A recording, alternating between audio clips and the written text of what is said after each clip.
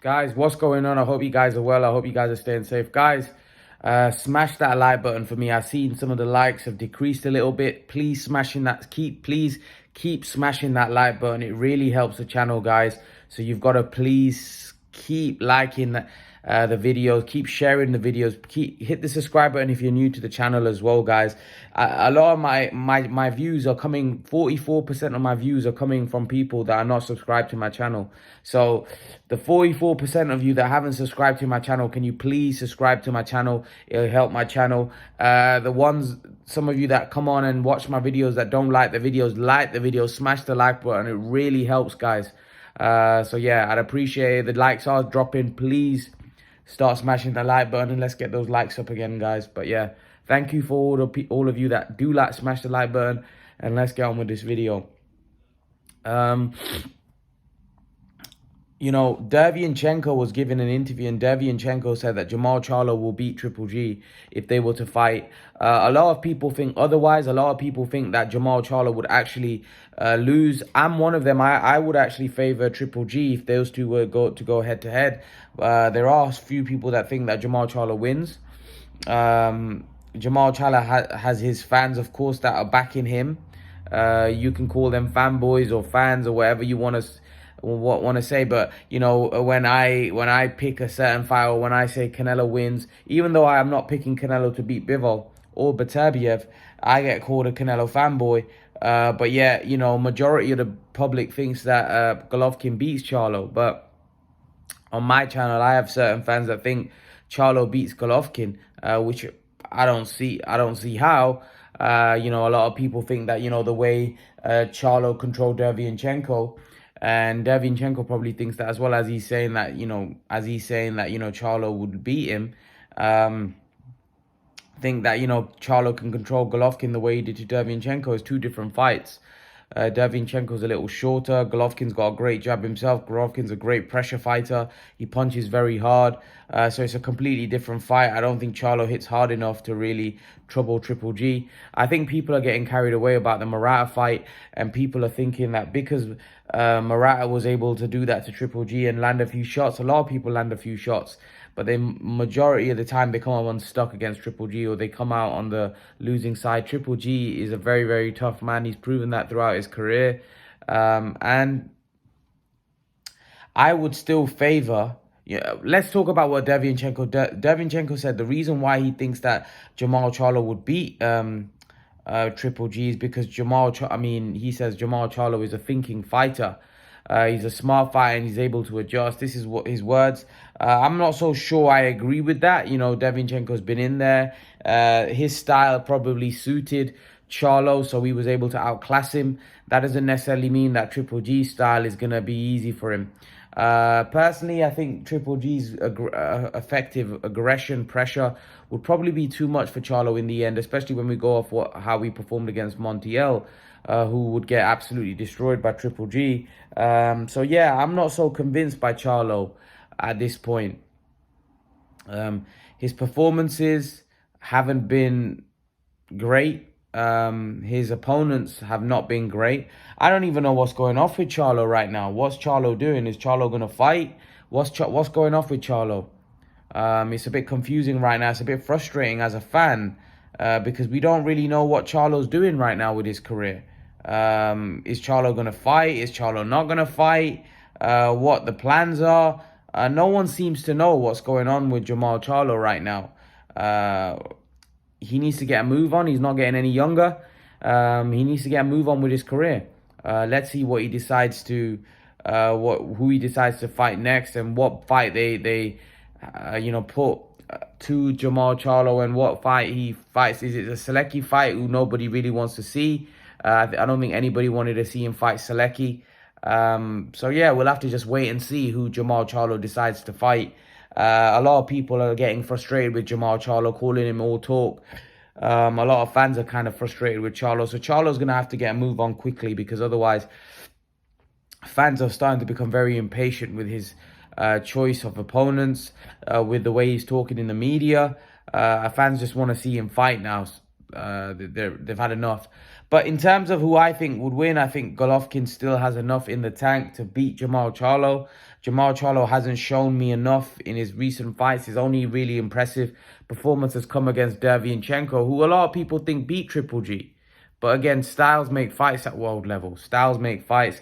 Just because you do well against that guy doesn't, and that guy does badly against that guy, doesn't mean you're gonna beat that guy. Styles make fights, and I just think Jermall Charlo style is kind of tailor-made for Golovkin personally. And I think Golovkin would be too strong for him and punches too hard. And I think he would wear Charlo down and probably stop him. So yeah, that's my take on that. Guys, Ryan Garcia and Canelo's beef seems to be continuing. Canelo Alvarez and Ryan Garcia's beef doesn't look like it's going away. I think Canelo said that you're talking about someone like me who's achieved so much in the sport when you've achieved nothing. When I was 20 years of age, I was a champion. Now, and then Ryan Garcia backed Triple G to beat Canelo. Now, I haven't seen Canelo in an interview say that. Those words were written. I've seen in an article, not even an article. Someone put it up on Twitter. This is what Canelo said, and obviously I know that Garcia backed Triple G to win because it's on DAZN. He was actually doing an interview on a video, so I know that on a video call. So I actually know that I actually saw Ryan Garcia say that he's backing Triple G, and he thinks so. Obviously, Ryan Garcia. I said this about Ryan Garcia, that these young kids nowadays don't really have a lot of respect. You say something to them, they don't look at it that this is a guy that's achieved so much in the sport. You know, I first saw this when Ryan Garcia did this with Amir Khan. Amir Khan said that Ryan Garcia needs to focus. He needs to get down. He's got a lot of talent. And then Ryan Garcia started personally attacking Khan by saying, oh, he's got no chin. Oh, he got knocked out by Brady Prescott. Oh, he quit against Crawford. He started coming out with all that rubbish about Khan. And I realized from that point that this kid doesn't have a lot of respect. He's never been a world champion. And he's disrespecting people that have achieved quite a bit in the sport. You know, when you've achieved what Khan's achieved, you become champion, then fair enough, you can run your mouth because you've done what he's done. You haven't done what he's done, and then you're running your mouth. It doesn't look good. And then now I feel like he's taking it to another level by doing it to Canelo, because Canelo is somebody that's achieved more than any fighter in boxing today. And Ryan Garcia is there criticizing him, talking bad about him. And this is supposed to be a guy that Ryan said is like an older brother, you know, and it just doesn't sit too well with me that Ryan, and Canelo's right. Now, did Canelo actually say that? I don't know, but Canelo's right. He hasn't achieved anything in the sport at this point. At world level, what's he done? You know, he beat Luke Campbell, but Luke Campbell's never been a world champion. So at world level, Ryan Garcia has not really achieved a lot, but he's talking. He's talking about Canelo as if like he's his competition. Canelo's no competition to Ryan Garcia. Hence why Canelo's just saying now, I wish him all the best, because Canelo knows that this kid's no competition to me. What competition is Ryan Garcia to Canelo? Canelo probably feels, you know, Canelo feels that this guy's, you know, he's a nobody to me. You know, he was a guy that was in my camp. I gave him advice. He took it the wrong way and he started insulting me. Canelo's probably not, you know, Canelo's just kind of shrugged it off. But Garcia's definitely, he can't get over it. It seems like it, because after that, he's taken digs and digs and digs and digs off Canelo, where he keeps taking digs, you know, and I don't know what he's trying to gain now. He's saying that Triple G, first a week ago he said Canelo, that fight will be good for Canelo. Now he's come out and said, well, I kind of favor Triple G. I think Triple G will have a fight of his life. Now there's nothing wrong with you picking a certain guy. That's fair enough, but it feels like that you're picking somebody because you have a problem with the other guy, and that just seems a bit, yeah. I think Ryan Garcia needs to let it go. Now, obviously, he was asked a question But you know, I personally think that his beef with Canelo Alvarez, he just hasn't got over the fact that Canelo said that he's not a hard worker, which, you know, there was some truth to that as well. But Ryan Garcia seems like a guy that you can't criticize. If you criticize, he gets butthurt, and he'll come back at you, which is fair enough. But I just think that when you're a guy like Canelo who has achieved so much in the game, it doesn't sit down too well, you know, with me and probably a lot of fans, because Canelo's achieved a lot, whereas Ryan Garcia hasn't achieved anywhere near what Canelo's achieved. And to be taking digs at Canelo, you know, I don't know. But yeah, moving on from that, anyway, Mikey Garcia has officially retired from the sport of boxing. Mikey Garcia is a great fighter, 4-division world champion, and he is now called time on his career. Unfortunately, there seems to be a pattern when guys move up 2 weight classes and fight guys 2 weight classes above. It seems like their career ends. It happened with Amir Khan when he moved up to fight Canelo. His career effectively ended after that fight, even though he had fights after. It effectively ended. Kell Brook, the same, when he went up 2 weight classes to fight Gennady Golovkin. Effectively, his career ended there. Although he had a decent fight with Spence, I think that fight really took a lot out of him. So I think there seems to be a moral of a story here. Don't jump too many weight classes, especially jumping 2 weight classes. Now, Mikey Garcia said at the time that he saw something in Errol Spence's game that he thought he could exploit.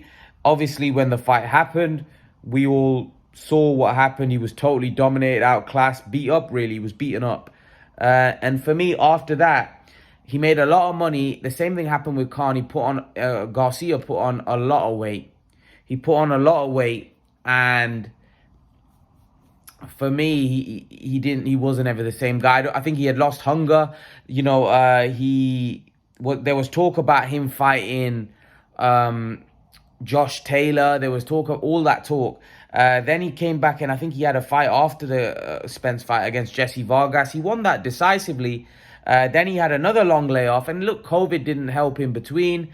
He had another long layoff, and then he fought Sandor Martin and was outboxed. Mikey Garcia was comprehensively outboxed by Sandor Martin, and you could clearly see that it wasn't the same Mikey Garcia. It was a Mikey Garcia that was very sluggish, very poor, very slow on his feet, and he was totally outboxed. Now, I think moving up to 147, I don't think he was a 147 guy.